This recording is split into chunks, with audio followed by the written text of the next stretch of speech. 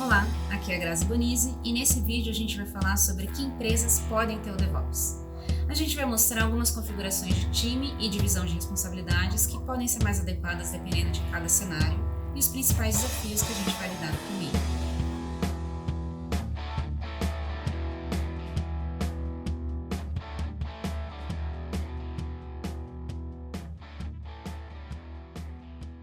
Se uma empresa tiver áreas completamente separadas para desenvolvimento e operações, ela pode ter DevOps? Ou então, se ela não utilizar nuvens públicas nem práticas modernas de desenvolvimento, ela também pode? Ainda que ela possa, se DevOps não é time, como que uma empresa pode implantar essas práticas? Como que a gente vai distribuir as atividades? Bom, nesse vídeo eu vou mostrar 3 alternativas, que são equipes multidisciplinares, equipes separadas para desenvolvimento e operações e alocações conforme a demanda do projeto.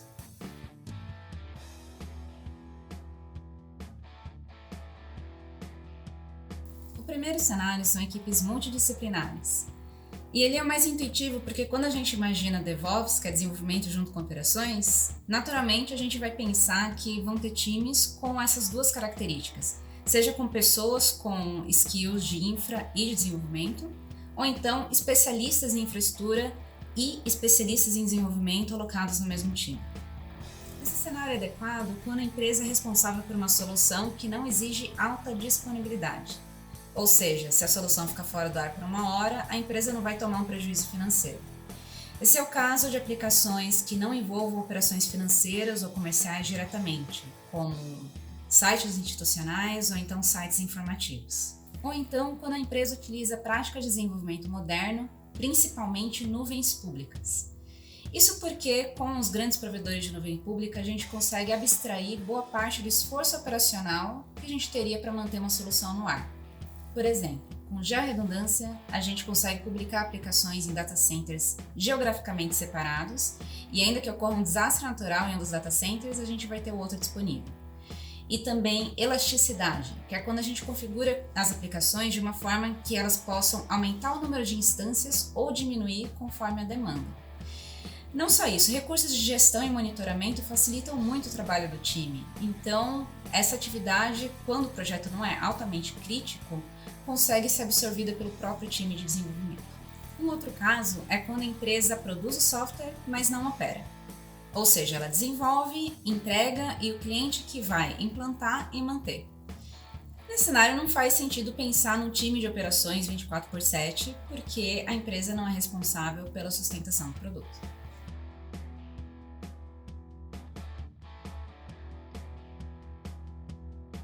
O próximo cenário é mais ou menos o oposto do anterior, que é quando a aplicação precisa de alta disponibilidade, ou seja, se ficar fora do ar a empresa vai tomar um prejuízo financeiro grande, e se a empresa possui estrutura on-premises, porque qualquer problema, qualquer indisponibilidade vai ser responsabilidade da empresa.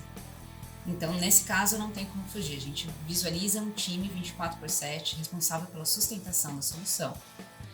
Mas tem também outros casos. Por exemplo, para empresas maiores com muitos times de desenvolvimento, pode ser que algumas atividades se tornem repetitivas. É comum que uma empresa tenha um certo número de tecnologias que ela trabalha, seja Kubernetes, Node, .NET e não todas as linguagens e tecnologias do mundo. Então, considerando isso, muito provavelmente a empresa vai ter algumas esteiras para utilizar com cada linguagem. E não faz sentido que todo time tenha que reinventar a roda e reescrever essas integrações. Faz mais sentido pensar em um time centralizado, responsável por olhar para as tecnologias envolvidas e desenvolver as integrações e esteiras necessárias para que os times de desenvolvimento consumam.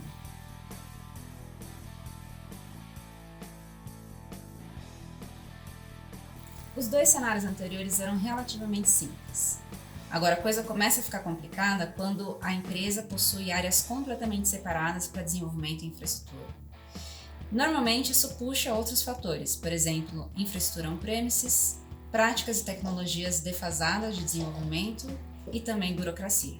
O problema é que esses fatores são justamente o que o DevOps se propõe a combater, já que com eles fica difícil entregar e manter software com eficiência. Então fica a dúvida. As empresas que estão dentro desse cenário e que isso não vai mudar tão cedo, podem ter o DevOps? A resposta é que sim, toda empresa que tem desenvolvimento de software pode ter algumas práticas do DevOps e tirar proveito disso. Por exemplo, a empresa pode não ter no momento nuvens públicas ou planejamento ágil, mas pode ter boas práticas de versionamento de código, integração contínua e entrega contínua. Ainda assim, esse cenário é bem desafiador.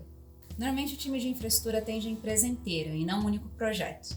Então, quando um time de desenvolvimento solicita alguma demanda, isso se torna um chamado dentro de uma fila, junto com chamados de outros projetos, e o que é prioridade para um time pode não ser prioridade considerando a empresa inteira. Bom, já que a gente não consegue quebrar essas barreiras, o mínimo que a gente pode fazer é reduzi-las. Trazendo alguns responsáveis de infraestrutura para dentro do planejamento das atividades do projeto, a gente consegue antecipar necessidades tanto operacionais, que é a alocação de especialistas conforme a demanda, seja sistemas operacionais, redes, segurança, ou então antecipação de recursos de infra que o projeto vai precisar, por exemplo, aquisição de servidores ou configurações nos ambientes. Dependendo da estrutura do time de infra, não faz sentido em pensar em alocar o time inteiro exclusivamente para um projeto, até porque as especialidades são muito amplas. Por outro lado, é interessante pensar em alocações de acordo com as fases do projeto, até porque é mais ou menos previsível que no começo do projeto vai precisar mais de setup de máquinas, permissionamentos, redes, mais para frente configurações de ambiente de qualidade, mais para frente suporte à produção.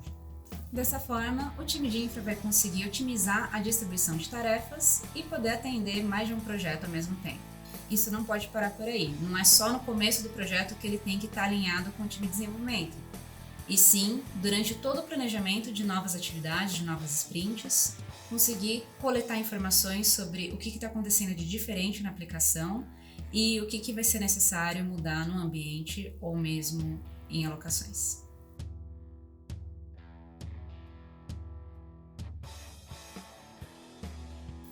Essas foram 3 sugestões sobre como configurar times para atender as demandas de DevOps da empresa, seja com equipes multidisciplinares, equipes separadas para desenvolvimento e operações ou alocações conforme a demanda do projeto. A gente pode escolher entre esses cenários dependendo de fatores como criticidade dos projetos, tecnologias modernas e utilização de nuvens públicas, além da estrutura organizacional da empresa. E só para reforçar, qualquer empresa que tenha desenvolvimento de software pode implantar algumas das disciplinas DevOps e tirar proveito disso. Eu vou deixar na descrição do vídeo 2 recomendações. Uma é um artigo do Tyrell Payton sobre como que times de infraestrutura podem trabalhar melhor com times ágeis, e também um vídeo muito interessante do pessoal da Nubank, em que eles falam como que eles reinventaram a área de DevOps ao longo dos anos para atender o crescimento da empresa e do produto.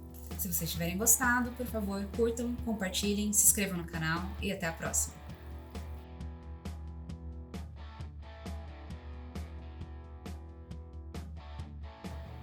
Esse é tipo de barca.